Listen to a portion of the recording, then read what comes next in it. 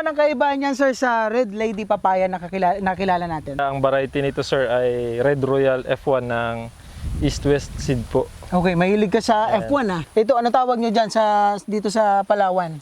Pag yung medyo pahinog-hinog na siya. May term ba kayo? Wala po. Wala, no? Basta medyo hinog na.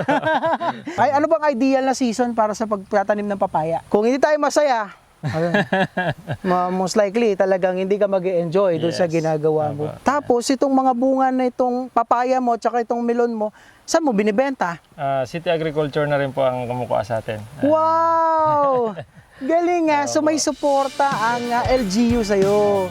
Pwede palang maging agritourism itong area mo, sir.